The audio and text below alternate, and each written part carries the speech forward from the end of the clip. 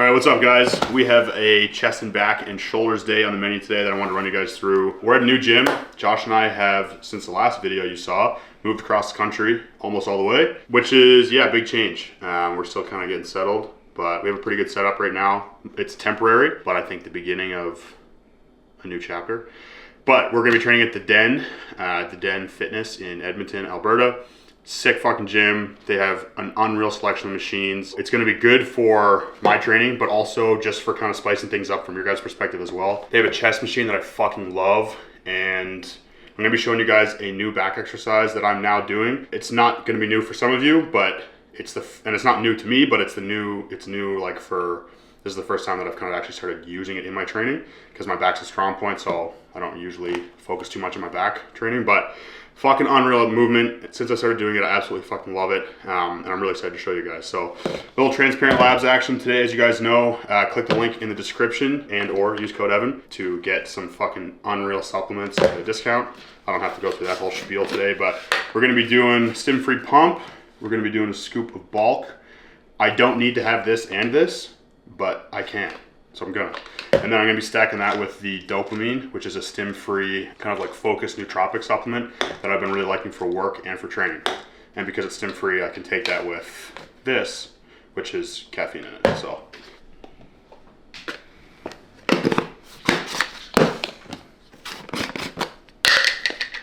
A little Breaking Bad action, a little meth lab action. Come on, you gotta be feeling a little bit like you're making some bathtub drugs while you're making your pre. As you can see, not my first rodeo. 4, that's what I thought. Unreal, let's get it. What's the flavor combo? Strawberry lem, blue ras. Together they make blue strawberry lemonade raspberry. It's so good stuff.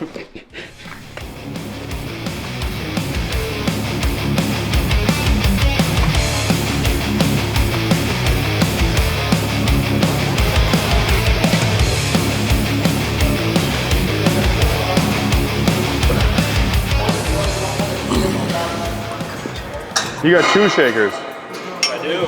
You're the fucking person taking all my shakers, you fucking rat. You got 2, I got 1.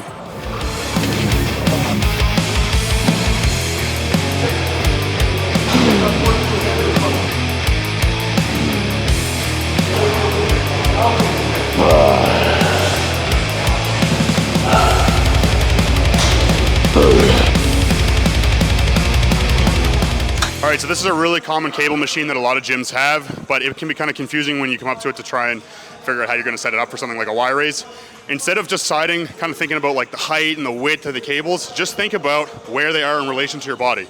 So for me, when I'm laying on this bench, I like to have the cables about 1 foot, maybe 2 feet above the height of my body. And that's just because I wanna bias the bottom of the range of motion, which is gonna be when my arms are like here, because that's gonna be more side delt bias. Whereas if you raise this up and it was, let's say, like 4 or 5 feet above the height of your body while you're laying on the bench, it's gonna bias the position where your arms are overhead more, which is still gonna be side delt. It's just gonna be a little bit more of a lower trap bias because your lower traps are doing more when your arms are overhead. So I like to have them about 2 feet out, 1 foot to 2 feet out from my body, and then 1 foot to 2 feet above the height of my body when I'm laying down. And just use that as kind of a general rule of thumb. You can adjust upward if you want more lower trap bias.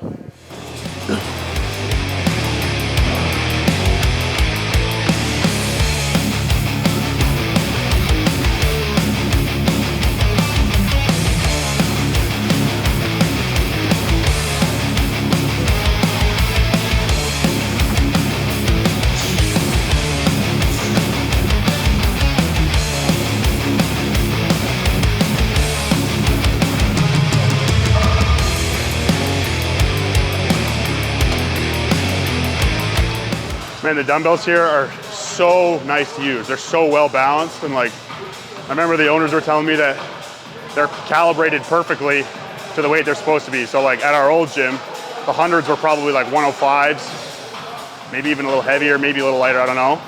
These ones are exactly the weight they're supposed to be, and they're just so well balanced. Like, they just feel so much more stable while pressing. one of the fucking 100-pound dumbbells at FX would rotate because it wasn't tightened enough. And the 80s were like, the plates were bent on one side, so they rolled in your hand. Sucked. These are crisp.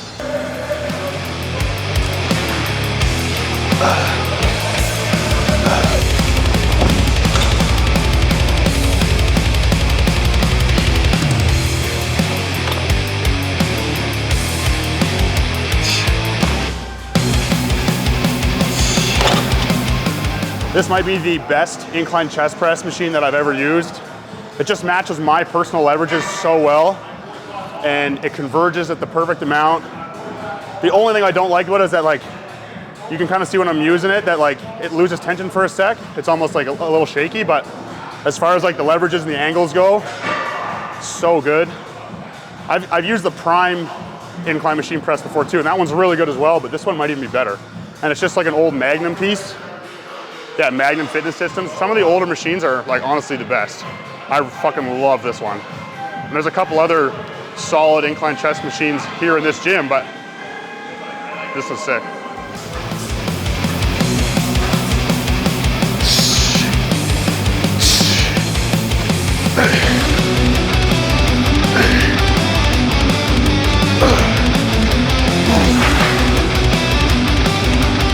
This machine gets pretty heavy toward the top. Does there? Yeah, so I gotta kind of keep the range of motion in the bottom where the chest is doing the most work.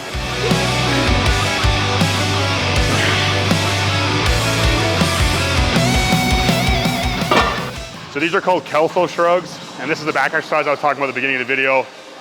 I've known this to be a good exercise for a long time, and I use it with my clients, with my training groups and stuff. I've just never used it myself because, like I said, my back's a strong point, so I'm not like super concerned about optimizing my training for my back. But I just started doing them out of necessity because I can't really do a lot of rowing motions because my elbow is still pissing me off.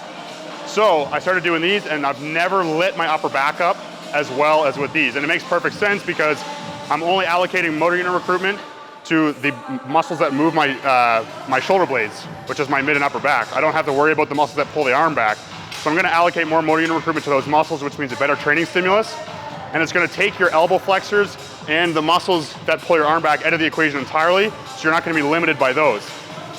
If you're gonna be able to load these pretty heavy, so if you're one of those people who struggle with like breathing or like chest pain while you're doing a chest supported row, one of the things I like to do is actually, when I'm in the bottom, breathe in and expand my lungs in my rib cage, and then pull, and then at the top you can kind of breathe out on the way down, and that just kind of gives you a little bit of extra of like resistance against the weight pulling you into the pad in the bottom of the range of motion when you know, you're going to otherwise be like pulled harder into the chest pad. So while you're pulling up, keep your air in, and then at the top is when you can kind of exhale. So I do find how you breathe is going to help with this quite a bit.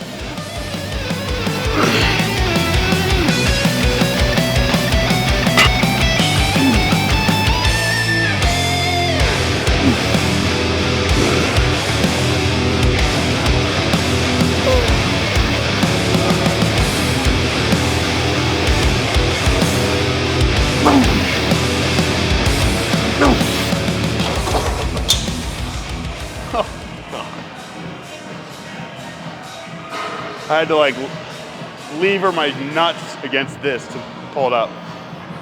Man, the upper back pump you get from that is so fucked. It feels unreal. I literally feel like I'm walking around like this.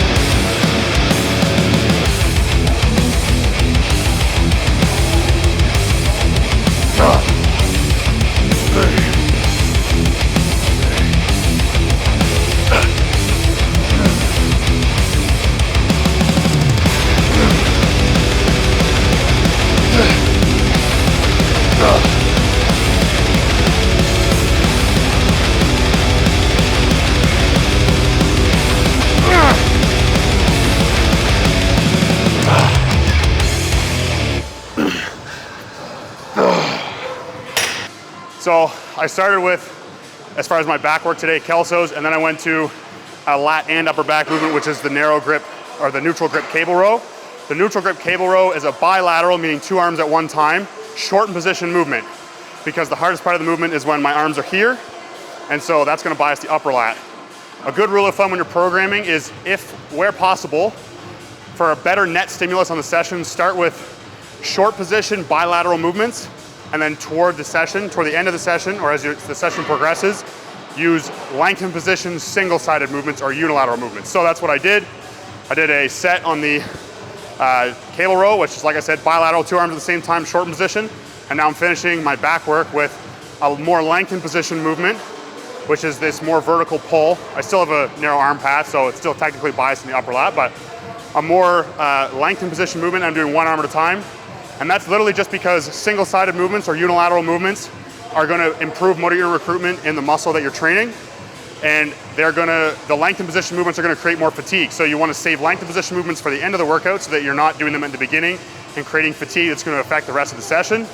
And you wanna do bilateral movements at the beginning of the session when you don't need as much help with extra motor unit recruitment because you're not tired from this exercise that you've already done. So simply put, bilateral shortened, move to lengthened position, unilateral. Science.